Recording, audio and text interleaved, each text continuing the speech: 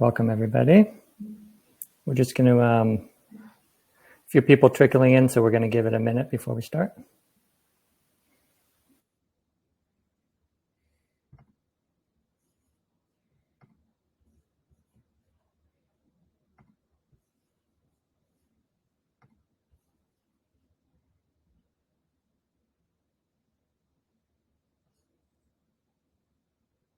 Should we do that really awkward thing where we ask people where in the world they're from, Ari?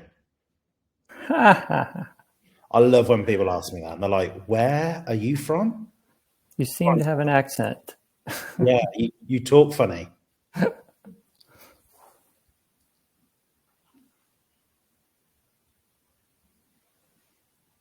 Cool. Okay, well, I think it is technically the time, so we'll go ahead and get started.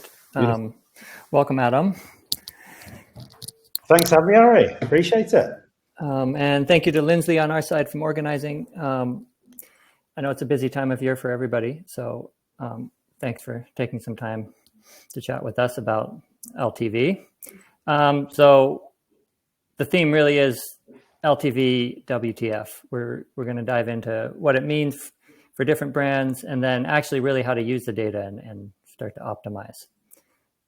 So I'm here. I'm having a slight issue sharing. No, there we go. So I'm the co-founder of Littledata. We'll get into what we do in a second. And then Adam is here, founder of Blend Commerce. Blend is based in the UK, but Adam seems to be over here a lot these days. I just love the food too much, Ari, as you can tell from my very sculpted physique. So cool. So we're gonna dive into some intros and then tell you what we do, and then get into the real nuts and bolts of it. Feel free to. I think we'll be covering a lot, but feel free to pop questions in the chat, and we will have time for them at some point, hopefully. Okay, so let me just give you a quick intro of Littledata. We've been around for a while. We were the first app to offer server-side tracking for Shopify stores back in 2017, and we're still going strong. We've really tried to tackle this problem of, do you trust your data? And if not, let us help you. So Littledata fixes tracking automatically for anyone on Shopify or now BigCommerce too. And then we send the data to the destinations you already use. So no need for a new reporting platform. Often the brand themselves or some of our agency partners where we're all working together will then use the data directly in Google Analytics. So that's really cross Google products. So GA4, but also we're seeing a lot of success with Google Ads, and then Meta, TikTok, Pinterest, other places. Trusted by a lot of the top brands on Shopify. We work, anybody can use the app. Once you hit around $1 million revenue, it starts to be really useful. And then for us, the sweet spot's really $10 to $100 million brands. We help you track LTV by channel and reduce CAC and really just, get an overview of how things are working and then figure out how to improve them. So we see with great brands like Grind and Geology that they're not only growing and retaining more subscribers, they're also reducing CAC and using the data to find more people who are more likely to convert. I'll pass it to Adam for a brief intro. Thanks, Ari. Yeah, guys, great to be here. As Ari said, my name is Adam Pierce, and I am one of the co-founders and an agency called Blend. We are a Shopify Plus agency that was started about 8 years ago. Ari, do you mind flicking on to the next slide for me? That would be wonderful. But just give you an idea, guys, ultimately, like Ari said there, they are the guys who are looking at sort of what that number is. What we do is try and say, okay, actually from an actionable point of view, how do you get that gap between what it costs you to bring a customer in and then how much you're going to get from that customer over the lifetime of their relationship? What are the things you can practically do on site? So look, we analyze your data is the first step. The second step is that we then will strategize, we'll consult with you, implement with you. And then typically on average, after a 6-month period, brands that work with us, like some of our lovely clients that are shown below there, after 6 months, they generally see an uplift of around 54%. So yeah, that's me, guys. And hopefully today, me and Ari can shed both a bit of light on LTV and also how we can actually use that to direct and try and uplift what we're doing on our e-commerce stores. Excellent. Thanks a lot. Yeah, and we've worked with Blend a lot. Great agency, great people. So we'll be sharing more info after the presentation, and I would encourage everyone to reach out for at least the chat if you really want to scale. So what is LTV? Look, the funny thing is I see it all over the place. Some people are using it in different ways, but it's really actually pretty simple. It's more like once you get granular and decide what you want to do with it, that things get a bit more complicated.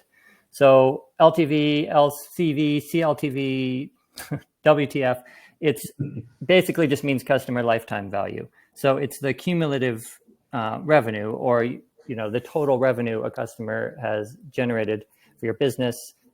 Typically, of course, as you look at more customers, look at a group of customers or a cohort, but we'll get to that in a second. So it really is that simple.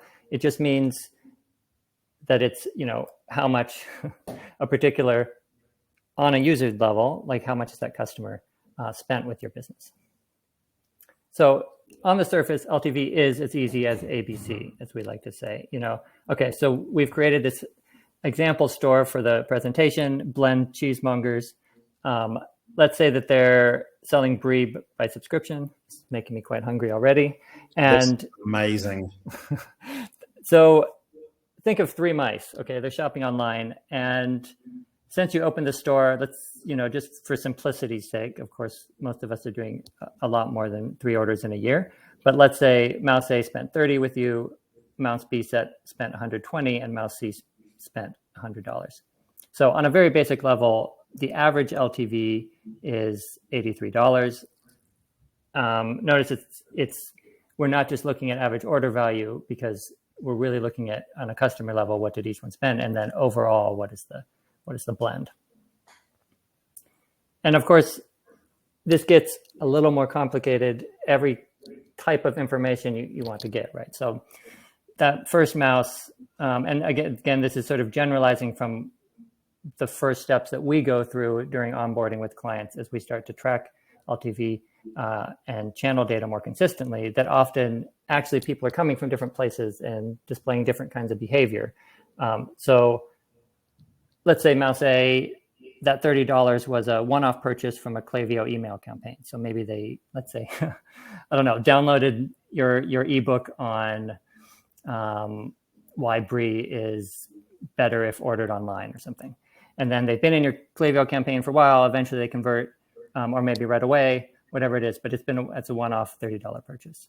Okay, now mouse B, $120, but that's actually from a quarterly subscription, and they came from a Facebook ad. So, that first purchase in Facebook would look like, well, actually Facebook has some other issues with attribution, but we'll leave that to the side for a second, and just say that basically this is someone came from Facebook ads. So your CAC to LTV ratio is actually pretty good, because even if you spent $30 to acquire them, and that first subscription purchase was $30, they stayed subscribed for a year. Each quarter they get a brie delivery, and the script, that recurring order just goes through.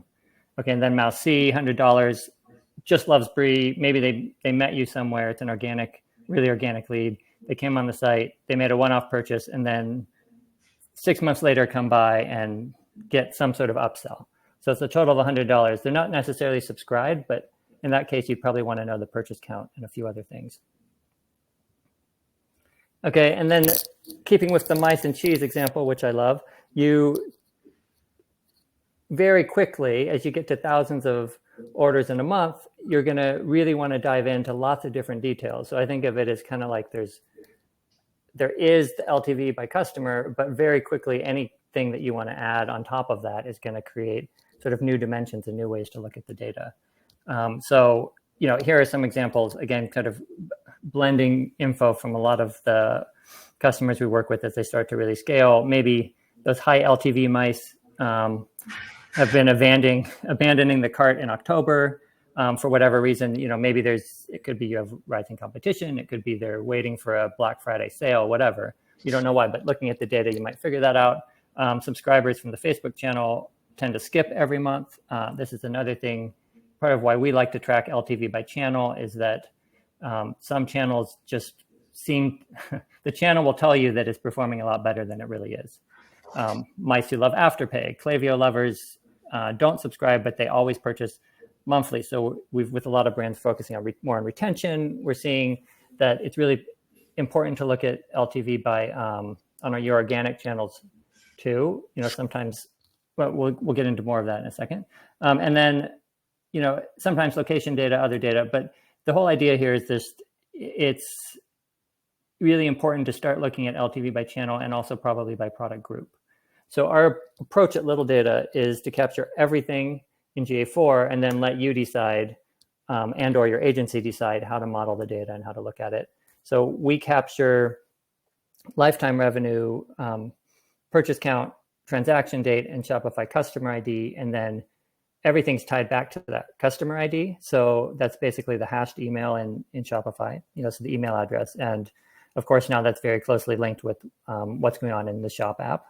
And then you're able to take that data, split it up like you need to. And, if it makes more sense to just look at purchase count for the particular types of campaigns or kind of what you're focusing on a season, you can do that. And so everything's tied back to that Shopify customer ID. And then you can start to split out by channel, split by domain, split by product group, limit by time frame, as Adam will get into in a second. And, just really look at different cohorts and get a sense for where the biggest opportunity is. And it does come down to that CLV to CAC ratio. So that LTV or CLV to CAC ratio, in our opinion, that is the most important thing, because the whole, LTV is not just a kind of vanity metric. It's actually a way to look at the data and say, where am I spending where I could get a bigger return? I was going to add in there, I think, look, all of us have been obsessed for years, haven't we, with this concept of conversion rate. And there's always discussion about, look, what should a store be converting at? Oh, it's 3.2% right now. And I think, what I've certainly realized of kind of getting more involved with LT over the past couple of years is that you realize how that is such a small piece of the puzzle. And if you continue to just focus and obsess on that, you're not going to see the movement that you want. And you're almost putting too much pressure on yourself. And I think what you're saying here is splitting that data out and looking at the LTV number across these different channels gives you different pots and different areas to work on, rather than just saying, damn, I'm sat there looking at my PDP. How am I going to get this thing to convert? I think it makes all of our lives easier, as well as making it more meaningful for the work that we do. Absolutely. And using the data, just, for some brands we have seen, it's really just the focus is retention this year. And that makes sense because these are already shoppers that, whatever the LTV now, if you can double it without spending more on, say, expensive Facebook ads, more the better. So, and then just finally, the other thing, it's not just how we think about it, but what the actual app does. There are ways to try to do this manually, but it's complicated, is to push that LTV data back to paid channels. So we're not going to spend as much time on this today, but, it does depend on what kind of like events, as we call them, that are tracked that can be sent, and what sort of attributes and properties are sort of supported by the destination. So for example, TikTok, we do send server-side data back to TikTok now, but they don't actually accept an LTV property. So there we're really just focused on helping brands use the data for retargeting. Somebody abandoned a cart, knowing the checkout steps, that kind of thing. In Meta, so in Facebook and Instagram, we pull that same data directly from Shopify. So the total lifetime value, total purchase, revenue, the cumulative revenue that a particular email address is tied to, and then pushing that back. So that's good for targeting and retargeting, but especially good for building lookalike audiences, people that are probably more likely to convert. You're not going to, it's anonymized data, but in Facebook's world domination, they have quite a bit of it to use. And very similar with Google, creating audiences based on LTV, transaction date, purchase count. In GA4 in particular, when you're looking at the LTV data, it's important to know that you're always using some sort of time frame. So if you build a custom report it will be limited by the time frame that you select. But you can also push the data back into Looker Studio or into BigQuery and then model it, whatever you want to do. So now I will pass it on to Adam, and I think we're going to try to actually change the sharer. Let's give this a go. Alrighty, yeah, looks like we're good to go. So thanks, Ari. So I think just following on from what Ari said there, I think, look, regardless of the way that you guys are calculating LTV or what you are then going to obviously do with it, I think the main message is be consistent from me. Ultimately, whichever way you're going to use, continue to use that way. And I'm sure we've all been there in those meetings whereby someone has data from Shopify, someone has data from GA4, someone has data from other ways. Well, hang on a minute, all of this doesn't add up. And there was always going to be bleed in terms of different platforms. But I think ultimately keeping one single version of the truth, and obviously what the guys at Littledata do with kind of pulling in from GA4, you get that to be able to then go on to the next part, which is saying, well, look, we have all this data now. What actually do we do with it? So the way that I look at this and the way we look at this as Blend is that we look at this about pulling levers. There is that awful TikTok moment that says, pull the lever, wrong lever. Don't know what reference it is. If someone can put it in there, I'll buy you lunch at some point. No one's answering. But the point being that each of the different items that I've put on here, and there will be more depending on how we calculate it, will be different things that you can pull. So your average order value, conversion rate, purchase frequency, traffic. You will need to pull these at different times to then increase that overall LTV number that Ari was talking about before. So the question is then, well, how the heck do you work out which of those levers you need to pull? You might say, well, look, conversion rate's important, but so is AOV, so is purchase frequency. And the way that the best way to think about this is that you can use a spreadsheet, maybe similar to the one that's here. And obviously, you guys might not be to this very well, but I'll do my best to run through it. If you want a copy of this, just shoot me an email and I can send this through to you. Now, what this sheet does is basically a couple of things. And this is a kind of a real working example from one of our clients. What we do here is that initially we are asking them for all of this data. So going into the past 90 days, we are saying what's your traffic, conversion rate, purchase frequency, average order value, your customer retention rate, your acquisition costs, and then equally as well, your gross margin. Now, what this means then is that we can then use this to say, well, actually, if we were going to change each of these different levers by the typical increase we would expect after working with a client, what would the best case scenario be? So what it does here is in this column, I'm just pointing at the moment, it's saying if we were able to increase all of those levers, pull all those levers, we would then see an uplift in our margin of 326%, and then our CLV to CAC ratio is 3.88. Now, in a dream scenario, yeah, great, we'll be able to move all the levers. You guys on this call all know that you're not going to be able to change everything straight away. Okay, we're realistic. But what you can do is then in this sheet also look at what the impact would be of just achieving the traffic number. So that then gives you your 3.42 ratio. If you just increase the conversion rate, your 7.4 ratio. So you can look down this and say, well, actually, in terms of the levers that are going to be pulled, they're going to have the biggest impact for us in this case would actually be that conversion rate. But you might say realistically, which one of these are feeling most realistic for us to achieve? And what I would say is in terms of benchmarking, is saying, well, what should my traffic be? What should my conversion rate be? There are a lot of good benchmarking tools out there at the moment. Klaviyo produce a lot of this data. Shopify produce a lot of this data. Conjura have this data. Ari's team has this kind of data. So I would use that as your benchmark and say, right, how far are we away from the benchmark? How close do we think that we can get to being at that number? And guys, if you've got any questions about any of this as well, then obviously I'll just answer those too. Jasmine Phil wins the prize. Pull the lever is from Disney's The Emperor's New School. Thank you very much, Jasmine. I owe you lunch. So back to LTV. Now, when we've decided, okay, which levers are we going to pull, where do you actually pull it? And I would basically say that there are three key areas that we would look at to pull. Now, Ari's already mentioned another one, which is paid, but equally, you've got your site, you've got your email, and you've got customer support. Those are the areas in realistically with paid that you are going to be able to pull each one of these levers. And you have to decide, depending on what your resources are, depending on what agency you're working with, what internal skills you've got, which of those you're going to be able to pull to move it. Now, what I thought I would do is just kind of give you a couple of examples here about pulling certain levers or levers. And particularly here, let's look at AOV, because AOV is always a common one that seems to make a big difference to clients. So we've got email, website, customer service. From an email point of view, one of the big things that is a real good lever for AOV is upsells with an email. And it's not done often enough. And what I mean by this is that, for example, if you are a home furnishers retailer, we've worked with one previously whereby what they were doing with their email campaigns is that they were sending out, essentially one product. It was a chair. Great. Okay. People might like the chair, but maybe they won't. But realistically, what they're looking for is saying, with that chair, where is that chair going to go? Well, it's probably going to go in the living area. And in that living area, they probably would then create a space with a lamp.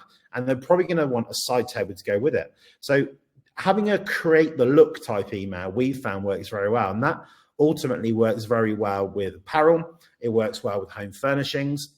But equally as well, when you are thinking about your email campaigns that go out, think about the bundles that you can create within emails. So these products work well together. If you have any data, and this is a great one that we've done previously before, 65% of customers bought these products together. That was a massive winner for increasing the AOV for that particular customer. The other thing that I've got on there is segmentation by RFM. Now, Ari mentioned before about LTV and using your LTV data within paid. I'd also argue here as well, you can use the LTV data in your email marketing. So if you have, for example, your list of customers, and even if you're simply ranking them from the top LTV to the lowest LTV, what you can then do is know that some customers are more valuable than others. So therefore, you can segment those groups and give them different offers, deals, and promotions, particularly at this time of the year, to then obviously then try and drive up the particular AOV for each group.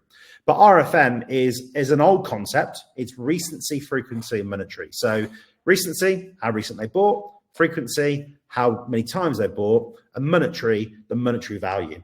What you can do with RFM is you have a score, usually from 1 to 5 in each of those categories. You then split out all your customers into all these different categories, and that will then give you a determination of what each of those groups needs. Now, again, from that point of view in email, segmenting them, giving that customer who doesn't purchase that frequency, who hasn't perhaps bought, a great monetary value before, giving them the highest priced product, even with a 10% discount of Black Friday, ain't going to work. So that's kind of the way to think about it in terms of them pulling the AOV lever. Website, bundle builders, bundle builders, bundle builders. I cannot count the times that we have increased AOV with bundle builders. And what I mean by this is that actually on your PDP, either having predefined bundles, which customers love because you're saying, look, this product is really great with this, it will help you do X. The other thing is giving an ability for a customer to create their own bundle.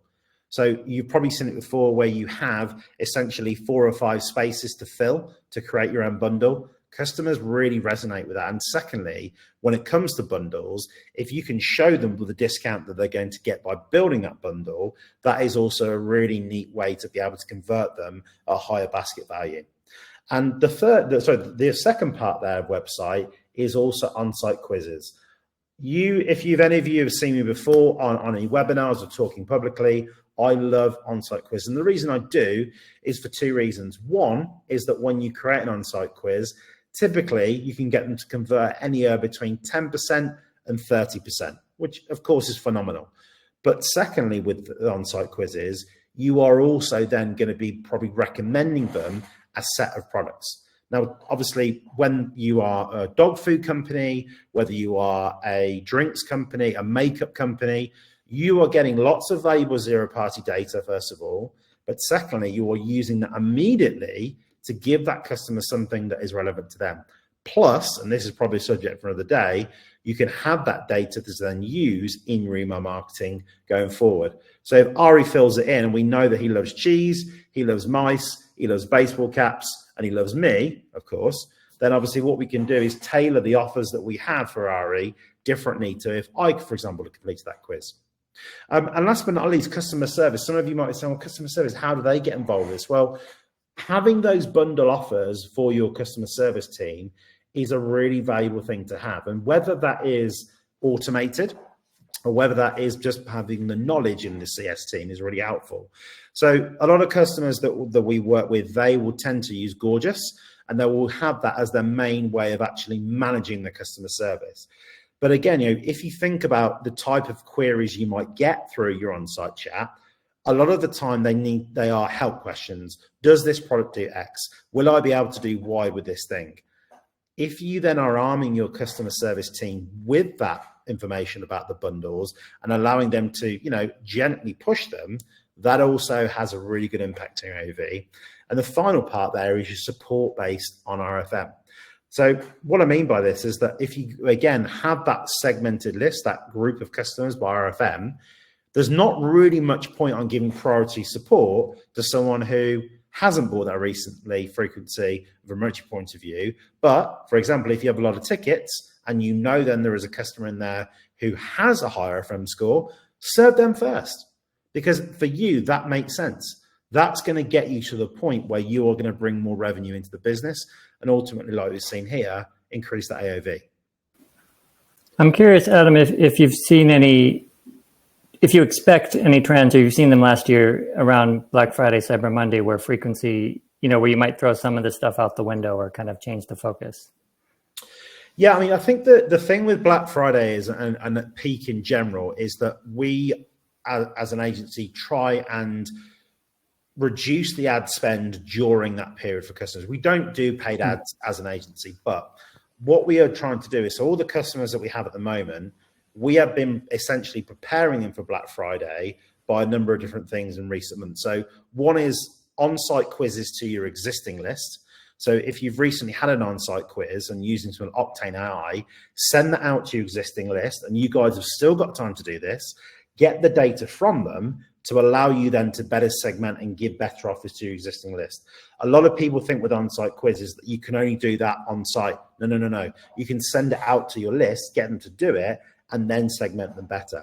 But then I think also in terms of the RFM side of things, you can also look at that historical RFM and historical LTV. What was the LT of the customers of the cohort that came in 3 weeks before Black Friday, on Black Friday last year? How did they then perform over the past 12 months? That's going to then give you an indication whether or not actually it's worth investing them. So if you did, for example, have, say, 1,000 new customers on Black Friday last year, they bought, the denim shirt that was on offer, and most of them only ever purchased one more time.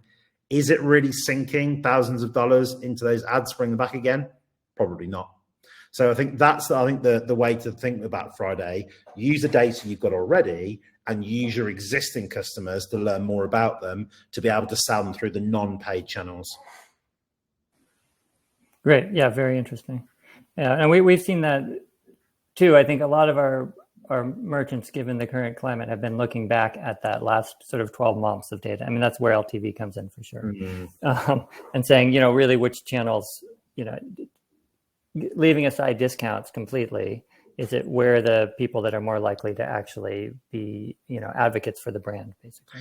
Yeah, absolutely. And I think, you mentioned earlier before about the fact, that you can look at obviously LTV from different channels, but, some of our clients will go even more granular than that and say, in terms of the ad type, from the ad types that we've delivered, what is the LTV associated with them at different points of the year? And I think that's probably going more towards what you were saying, Ari, of that level of granularity. If you really want to drill down and you are a bigger company that has the time, the number of customers to do that, well worth doing, because, ultimately, when you look at that and you realize what's happening, the changes you have to make are marginal from an on-site experience or from an email experience, but the improvement in that LTV you're going to then make 12 months on is going to be phenomenal. Cool. So what I think I'll do, Ari, is I will move on to the next one. And I know I was kind of giving conversion rate a bash earlier, but ultimately, it is still one of the levers that we can pull. Thinking about email from this perspective with a conversion rate, one of the biggest things that we always see an improvement on, we work with people, is browser abandonment emails. So if you're using Klaviyo, you'll be familiar with what these are. Essentially what this means is if someone is on your list, they come on site, they're browsing, having a look, they don't buy anything or even add to cart. This is then a trigger that allows you then to essentially send out that to customers. Now, I think the thing that we have here is that when you are thinking about browser abandonment, it's a really good idea to reprogram your mind. They are not cart abandonment emails. And what I mean by that is that when you are doing browser abandonment, send an email that effectively looks like a campaign. So if you think about it, if you've had that email from a brand that says, hey, we noticed you snooping around, did you forget something? You think, go away, you creep, leave me alone, stop watching me.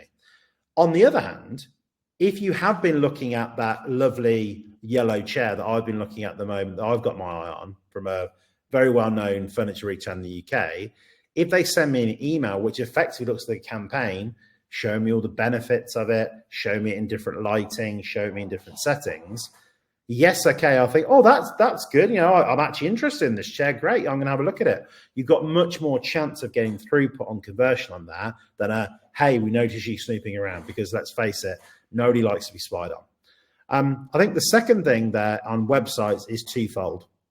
One is shoppable video. So lots of great platforms out there. My favorite personally is a platform called VideoWise. What it enables you to do is that to have both obviously video content all over your site, but all of that content is also shoppable. So what that means is that if you have a video anywhere and someone plays that, they are then able to literally click a button and go straight to cart and then purchase that product. It's a real, I think, great tool to have, because what it means is that twofold. One, yes, you're using video that people want to see, and there's an expectation now that you will have video on your PDP. But secondly, you can get them in that moment whereby they're saying, look, I've watched this video, they click the button, they're straight to cart. That has worked wonders for a lot of brands for us increasing their conversion rate. PDP calculators are, again, nothing new, but what I would say are very effective. And what I mean by this is that if you are a dog food brand, if you are a home decor brand, if you are a food or supplement brand, there was always going to be the question, will it fit? How much do I need? Is this going to be right for my dog? So what I'm talking about here is on the PDP having just above, or actually just under, just above your buy now button, is having a little calculator you can pop in there that most decent agencies will be able to do. It can ask you a number of questions, so weight of your dog, age of your dog, breed of your dog. You can click the button, it will say, you need 10 bags of food each month. That you can then add to cart and move from there. Because ultimately, the resistance that customers will have on a PDP will be that question. The thing about clothing, will it fit? Will I like the taste of it? Food. Those are the questions we all ask ourselves when we effectively stall on the site. And that's a really good way to do it. And the last one, customer service, product discovery bot. Some of the brands that we work with use this very effectively. Some that we work with use it appallingly. And what I mean by that is that if you are going to do this, what I'm talking about is that essentially having a chat feature on the site, which allows you then to ask questions to the particular customer, what they're looking for, and then give them recommendations. I would say with this one, be careful. If you have thousands and thousands of SKUs, it could be quite problematic to do and quite difficult and timely. But what I would say, if you are a brand that maybe has, let's say 10 to 20 SKUs, a brilliant one to do, because you would always see that you can make those recommendations. Plus all the data you've got in that bot, if you're using Gorgeous, that can go back into Klaviyo. You can use that then to remarket to the customer as well. So I think hopefully, guys, what you've seen from what I've said in my part here about optimizing is that the ideas that I'm talking about aren't new, but what I am saying here is that you need to identify those different parts of LTV to improve that number that Ari was talking about right at the start of the webinar today. So Ari, if it's okay with you, I'll hand back over to you and we'll go from there. Yeah, sure. I think just maybe click to the next slide. Yeah, sure thing. Which has our emails, if you can find it. Yeah, so I mean, I don't see any questions in the chat. Feel free to pop them in if you'd like to. There are definitely a lot of people here. I think maybe we'll just continue the conversation for a couple of minutes and then we'll call it if sounds good. No questions come in. So yeah, here are all of our emails. Feel free to copy them down, and I think we'll send them out also in a follow-up email to everyone who signed up for the webinar. always happy to answer questions. Yeah, I guess my question for you, Adam, is just also about Klaviyo. If you've noticed, like, kind of veering away from the LTV topic, but if you are also supporting SMS campaigns, and I know we have noticed with our brands there's a bit of a difference depending on where they're located. Yeah, I mean, to kind of boil it down, I would say, quickly, is that US brands, yes, absolutely, working very well. UK brands, not so much. We don't really work with anyone in mainland Europe, so I can't really comment there, but there is definitely a distinction. What I would say, though, in terms of both the UK and the US that works very well, is using what I would kind of a mop-up technique. And what I mean by that is that, for example, if you are using Klaviyo and you have a flow, if you don't then get a click or a response on an email within that flow, using the SMS effectively as a backup, as another channel to then try and talk to them in that particular flow that you've got. I think outright campaigns in trying to promote something, yes, work great for sales, but a lot of the time, when you're putting out a campaign, we've tried this for just singular products at any time of the year, it's hard to create something compelling unless there is a really big discount associated with it. And look, frankly, as you know, Ari, I hate discounting to most of our clients. So it's not really an avenue that we've pursued too much in terms of the stock, SMS campaigns. Yeah, got it. Interesting. I see we have a question from the audience. Jenny's asking, why does shoppable content convert in Asia, but not as well elsewhere? I don't know if you have any insights. We do now track SMS and email and quizzes via GTM, but we do not yet track shoppable content. Do you mean live? Maybe there's could be live shopping events or just shoppable content in Instagram. I mean, I'll just speak on the live shopping, and it's a question that I've asked a lot of times to live shopping platforms. And I think, one of the major things there is that culturally, in terms of device usage in Asia is very much all focused around the mobile and doing a lot of activity through the mobile. Yes, okay, look, most e-commerce stores in the US and the UK will see mobile traffic of around sort of 60 to 80%.